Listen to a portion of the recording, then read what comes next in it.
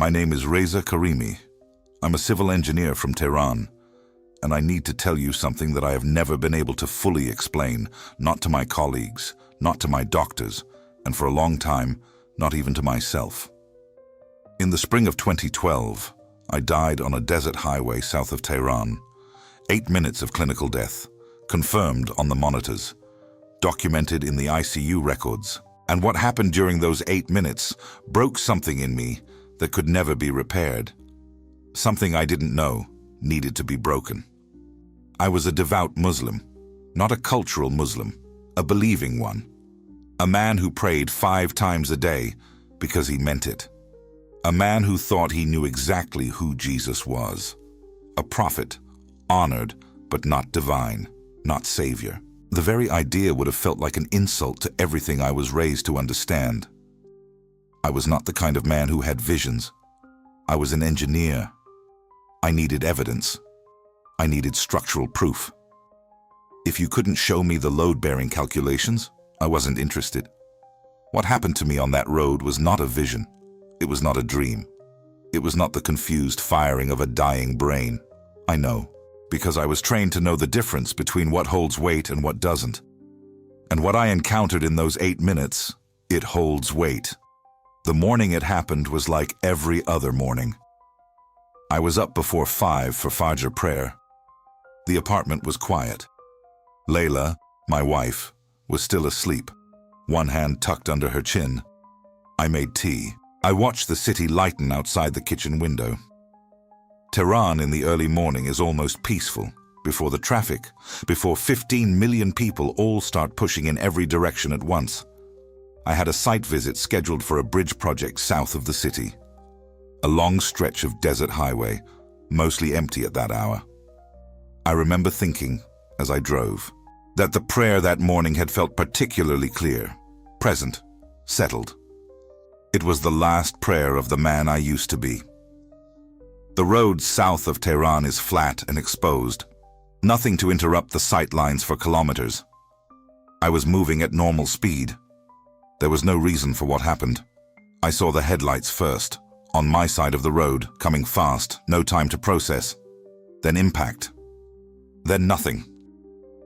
I should tell you more about who I was before that morning, because it matters. The weight of what happened depends entirely on understanding the resistance that was there to be broken. I grew up in a religious household in central Tehran. My father treated the Quran as the most important object in our home. I memorized long passages as a child, not because I was forced, but because I was proud of it. By university, I prayed 5 times a day without exception, not out of social obligation, not out of fear. I prayed because there was something in it that settled me, the way a well-built structure settles, solidly, without trembling. My understanding of Jesus was clear. Isa, in the Islamic tradition, is a revered prophet, one of the greatest. He performed miracles by God's permission, but he is not God. He is not the Son of God. That idea, that the divine would narrow itself into flesh, was, to my engineer's mind, structurally impossible. It violated the architecture of everything I believed. I had examined the claim and set it aside. It didn't hold. That was the man on the road that morning, certain, structured, equipped with a lifetime of reasons. And that man was clinically dead for 8 minutes. What the monitors recorded, what Dr. Farahani still cannot explain, is the frame for everything that comes next. The collision was head-on. The other driver had fallen asleep. My car was destroyed on impact. I had no pulse when the emergency team arrived. They worked on me roadside and in the ambulance. By the time I reached the hospital, I had been in cardiac arrest for several minutes.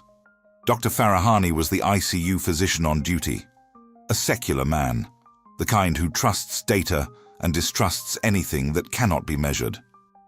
He told me later, with the careful language of a man who does not like to say things he cannot support, that the resuscitation team worked for approximately 7 to 8 minutes before return of spontaneous circulation. He looked at me when he said it, the way a man looks when he wants you to understand the weight of a number. He expected neurological damage. The monitors did not lie about what had happened to my brain during that interval. He had no explanation for my recovery, not a medical one. He said it in the voice of a scientist who has run out of variables. 7 to 8 minutes. That is the documented interval during which everything I am about to tell you occurred. My first awareness after the impact bypassed pain and darkness entirely. It was pure clarity. I was above the road. I can tell you this without any emotional escalation, because that is how it felt. Precise, detached, like standing at the surveying level, looking at a site from the right distance. I could see the wreckage below. I could see the other vehicle. I could see emergency responders beginning to arrive. I could see my own body, slumped in a way a living body doesn't slump. My prayer beads were on the dashboard. I remember seeing them from above and thinking, simply, there they are. The absence of fear was itself the first sign that something fundamental had changed. I have been afraid before. In the moment of impact, I was afraid. But in this above-the-road awareness, fear was simply absent. It had evaporated completely.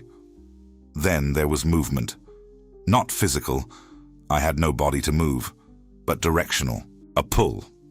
The way a structural calculation pulls you toward the answer, and you follow the logic not because you decided to, but because that is simply the direction the reasoning goes. Darkness first. A completely neutral shade, like the space between one calculation and the next, and then at a distance that had no meaningful measurement, light. It defied all expectations. There was no tunnel, no single beam.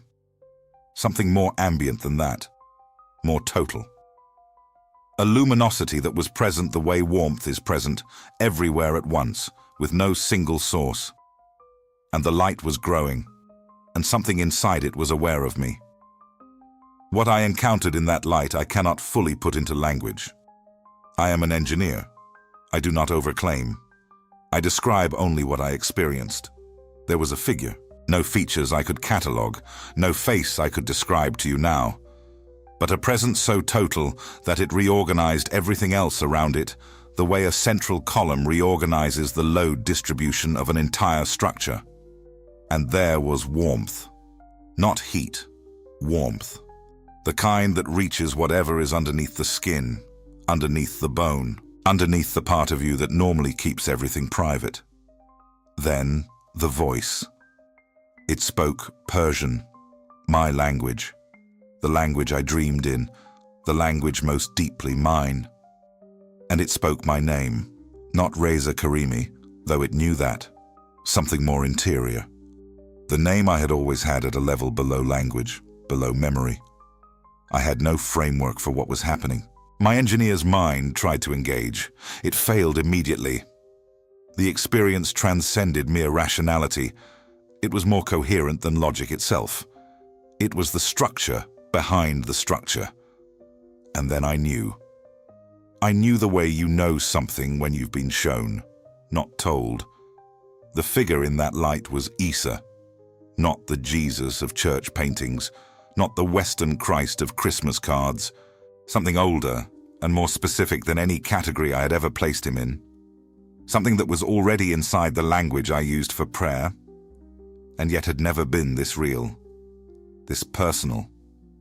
Isa, the Persian name I had known since childhood. That name in that moment was not a category. It was a person. My resistance, the lifetime of it, the theological architecture of it, the engineer's pride did not fall the way a wall falls under load. It dissolved. The presence in that light offered no argument, no debate. It simply was, in a way that made resistance beside the point. He knew me. Every prayer I had meant, every moment I had ever sought something true without knowing what I was seeking. He knew all of it. He had always known. I had simply not known that he knew. There was no judgment in this knowing, no verdict, only recognition. the kind that does not require the recognized person to have done anything right, only to have existed. I was not afraid here. I had never been less afraid. I was known, and I was not afraid. The figure communicated through direct knowing, bypassing spoken language entirely. I can only translate afterward, imperfectly. The first transmission was pure love. A love that existed as a fundamental fact of the environment, the way air pressure is a condition of the physical environment. I was shown that my prayers had been heard, every one of them. Every fajr at 5 in the morning, every prayer I had meant, and the ones said while distracted, and the ones offered in moments of private doubt. All of it heard. All of it received. Not despite my Muslim faith. Through it. Through every sincere movement of my heart toward truth. He was not telling me my theology had been correct. He was telling me my seeking had been real. The distinction matters in ways I'm still working out. The second thing came as vision, not words. I was shown something as real as the road had been, as real as the wreckage I had seen from above. I was shown Iran. I saw past the familiar surface of mosques, highways, apartments, and government buildings. I saw the layer underneath. Millions of people, in the dark, praying, crying out. Some of them knew exactly who they were crying out to, and some of them didn't. They only knew they were crying out for truth, for something real, for something that would hold when everything else had stopped holding. And I was shown Isa moving directly toward them. The word that arrived was harvest. Something was being gathered in Iran that the world outside could not see or measure. The walls were too high and the surveillance too constant. But inside those walls, in the dark, in the secret places, something was happening. Had been happening. Was accelerating. Iran was not a spiritual accident. The people crying out in that darkness were crying out because something ancient and true was pulling at them. A promise older than the Islamic Republic, older than anything that could be built or demolished by human hands. A promise that those who seek truth will find it, regardless of the walls around them. The third thing was personal, and it is the hardest to say. I learned that I needed to go back.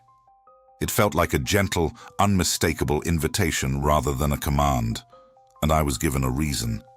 He told me, showed me, that my testimony would matter, not because I was exceptional, precisely because I was not, because I was Iranian, because I was Muslim, because a man who would never accept this easily, a man with structural reasons to refuse, and yet could not refuse when standing in that light, was exactly the kind of witness that would mean something to others with the same resistance. I was to go back and live the change first, quietly, in danger, in secret if necessary, and eventually speak it. I did not want to leave. There is no way to convey what it costs to put that simply. I had been known here. I had been unafraid here. I had been more myself here than I had ever been anywhere. But I knew it was time.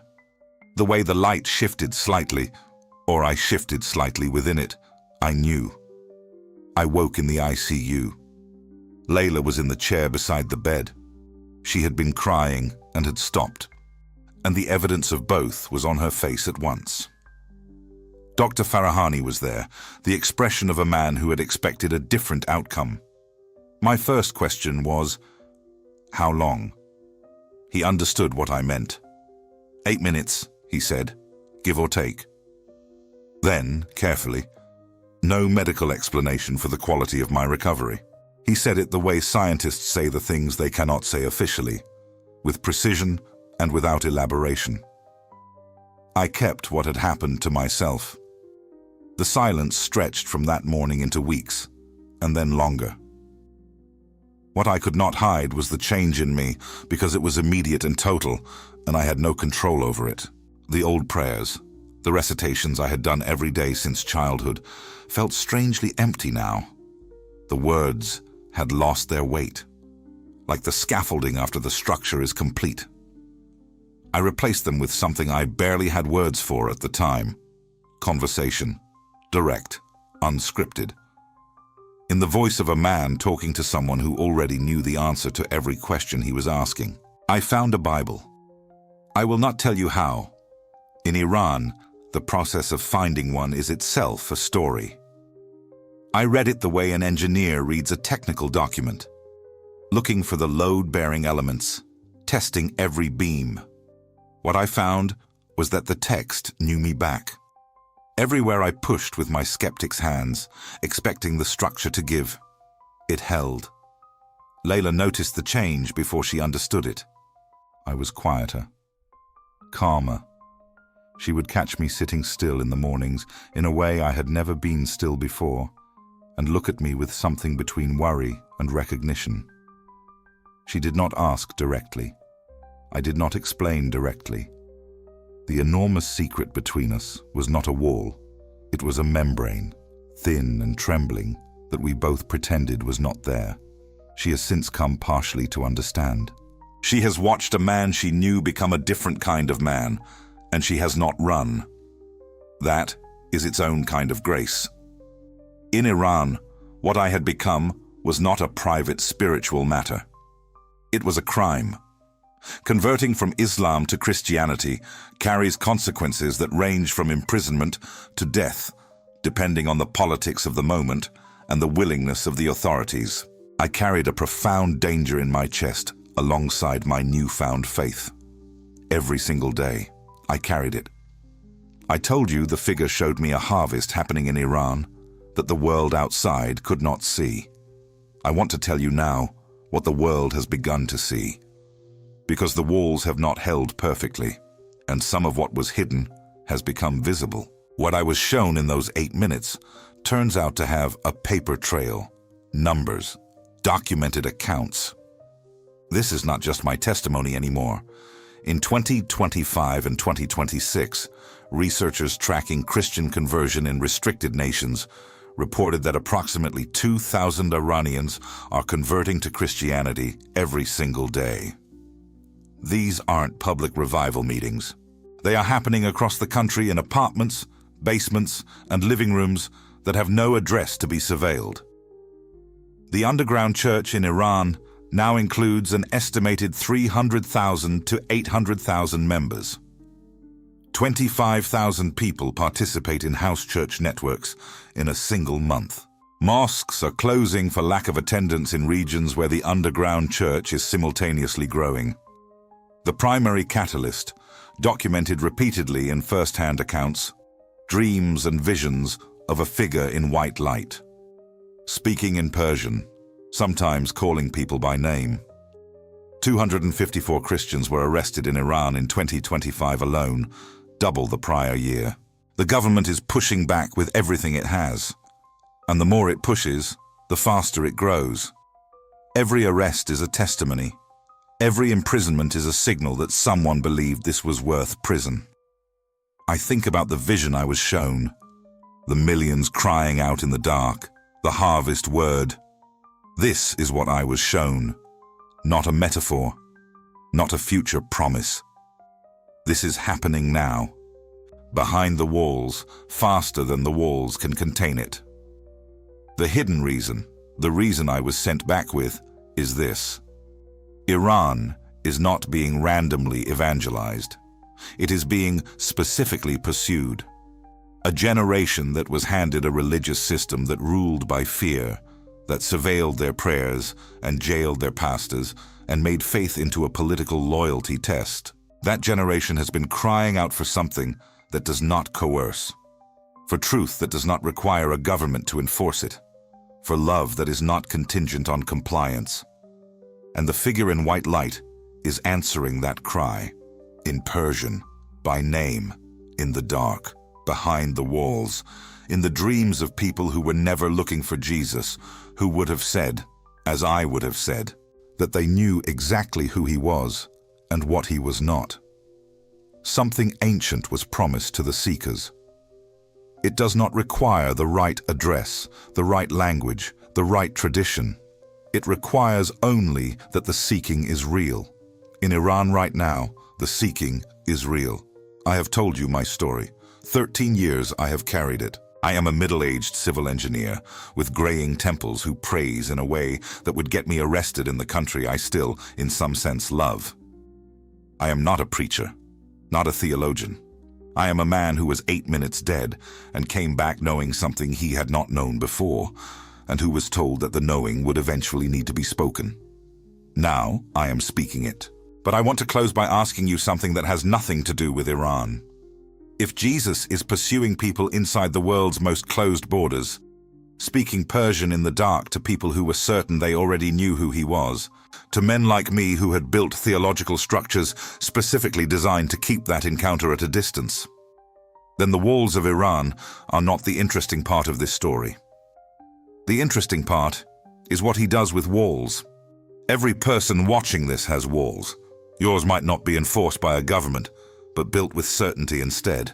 The walls you build with old decisions and old wounds and old definitions of what is possible and what is not. The walls you build because the alternative, actually being known the way I was known in that light, is more terrifying than the distance. I was a man who had every reason to keep that distance. And it wasn't the proof that broke through. It was the warmth. He didn't argue with my walls. He dissolved them. And what was on the other side was not what I had feared. It was recognition. Being known and finding out that being known is not dangerous. It is the thing you have been most afraid of and most wanted, and it turns out they are the same thing. So I ask you, if he is pursuing Iranians behind walls of steel and surveillance, is he perhaps pursuing you? Not dramatically, maybe quietly. In the restlessness you don't name, in the questions you don't ask out loud, in the prayers that occasionally, unexpectedly, feel like they might be heard. What would happen if you stopped running from the encounter you've been afraid to have? I was dead for 8 minutes. I know what is on the other side of the resistance. It is not what you fear. It is what you have always wanted. If this testimony moved something in you, if you recognize anything of your own story in mine, stay with that. Don't dismiss it as emotion. Reza Karimi was not an emotional man, and what happened to him was not emotion. It was structure, the kind that holds. Share this with someone who is carrying their own walls. If you're ready to know more about what is happening in Iran, the testimonies, the revival, the faces of the harvest, it is here, and it is worth seeing.